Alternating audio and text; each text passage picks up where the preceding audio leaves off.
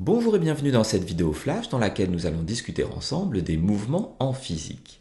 Définissons dans un premier temps ce qu'est un mouvement. Il s'agit d'un changement de position du corps que l'on considère dans l'espace mais aussi dans le temps. Un mouvement est donc l'association d'une trajectoire mais aussi d'une vitesse. Définissons dans un premier temps la notion de trajectoire. La trajectoire d'un corps est en fait l'ensemble des positions que va occuper ce corps au cours du temps. Pour être sûr que cette définition est bien comprise, prenons deux exemples en imaginant qu'une personne marche sur du sable ou sur de la neige.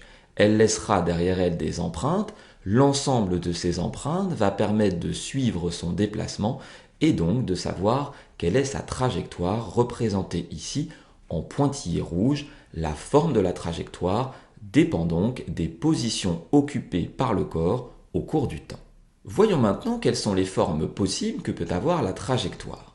Si la trajectoire est une droite, on dira que le mouvement est rectiligne. Si la trajectoire est un cercle ou un arc de cercle, on dira que le mouvement est circulaire.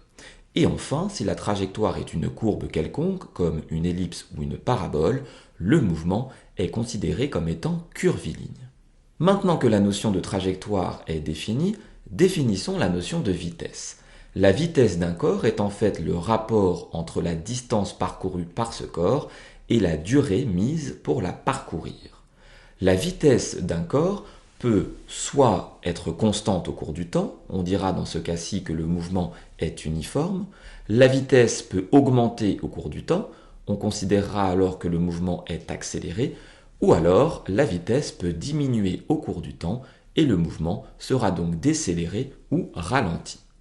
Maintenant que le vocabulaire a bien été défini, voyons quels sont les différents mouvements auxquels on peut être confronté en physique au collège.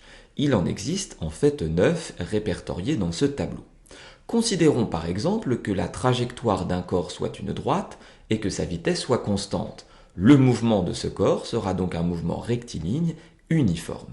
Prenons maintenant un second exemple et considérons que la trajectoire de notre corps soit une courbe quelconque et que sa vitesse diminue au cours du temps.